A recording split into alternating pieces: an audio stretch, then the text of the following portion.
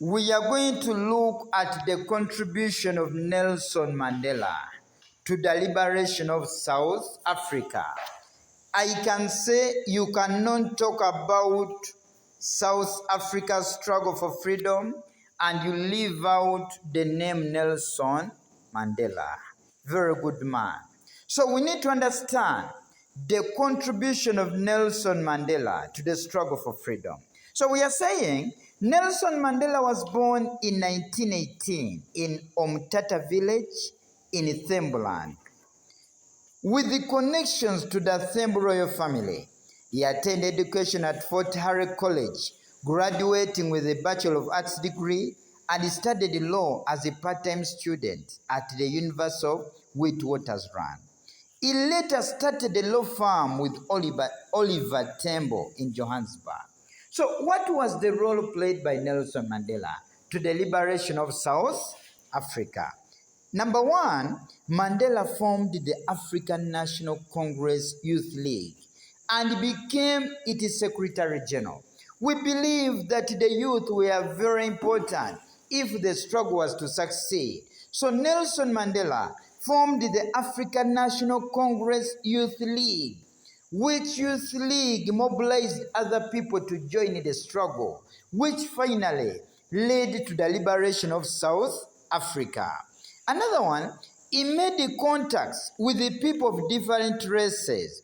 For example, he participated in the Multiracial Congress of 1955.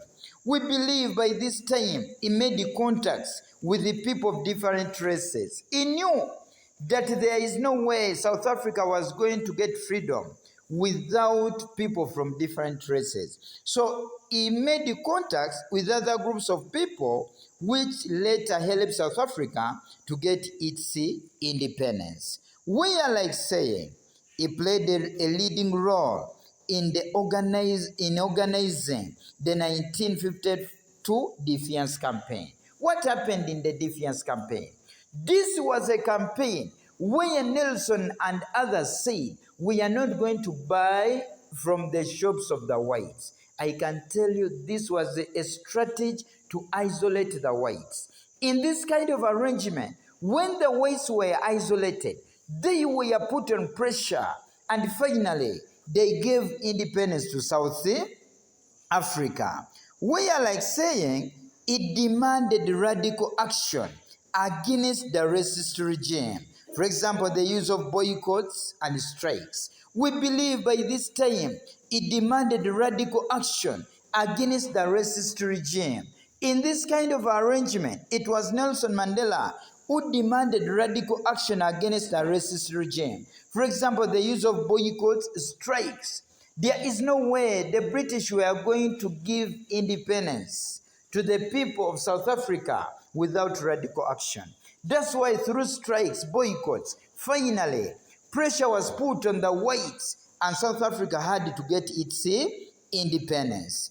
Another one, we are like saying, Mandela identified himself with the Africanist wing of black politics with the anti-apartheid slogans like Africa for Africans. A man came up with a slogan that Africa for what? Africans.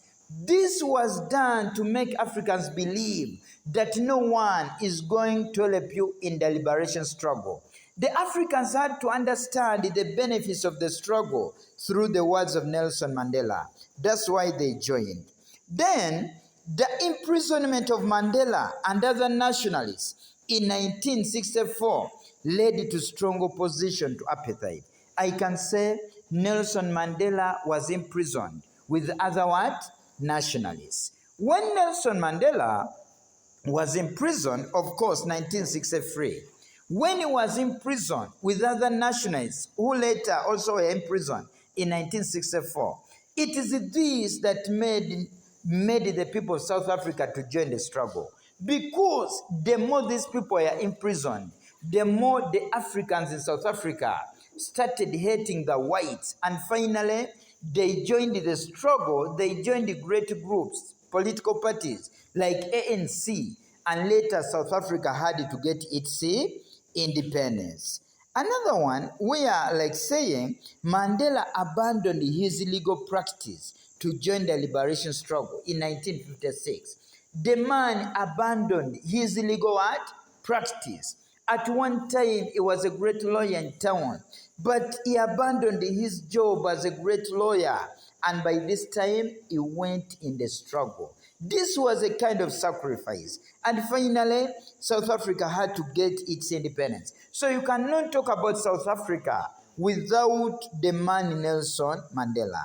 Another one, we are like saying, he decided to form armed groups to prepare for warfare. For example, Omukonto Wesizwe, the spear of the nation. I can tell you, this was not formed to act as a decoration group, but it was a group that was formed to put pressure on the whites so that they give independence to the people of South Africa. Praise be to a man called Nelson Mandela, very good man. Then he became ANC president in 1960 after the then president Albert Luthuli was put under house arrest. We believe by this time Mandela became ANC president in 1960. As he was ANC president, African National Congress, he mobilized the blacks in South Africa, telling them the benefits of the struggle. That's why they had to understand. And finally, they joined the struggle, which put pressure on the whites. Later, South Africa had to get its independence.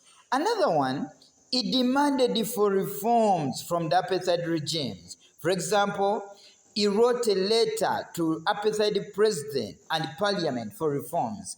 The man demanded for reforms. I can tell you, without demanding for reforms, the whites could not understand the benefits of the struggle. So it was Nelson Mandela who demanded for what?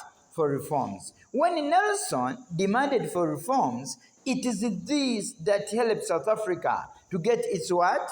Independence. Because later the whites had to make reforms and people had to be free anyway.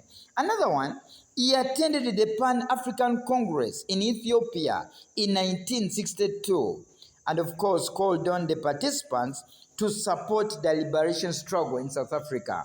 When he attended the Pan-African Congress in Ethiopia 1962, one of the key issues he addressed was the issue of helping South Africa to get its what? Independence. So we are praising a man called Nelson Mandela. Another one, he wrote books, letters, condemning apartheid while in prison. For instance, Long Walk to Freedom. A man wrote a book, Long Walk to Freedom. This book was read by so many people. Those who read the book, Long Walk to Freedom, had to understand the benefits of the struggle. They had to join, and finally, South Africa had to get its independence. Another one, Mandela worked very closely with F.W. de Klerk in the process to end apartheid. I can tell you, for example, peace talks with de Klerk, which led to constitutional reforms. The man worked with big names like F.W. de Klerk. As he worked with F.W. de Klerk, finally, F.W. de Klerk started preparing South Africa to get its independence. The year, of course, 1994 was a great year.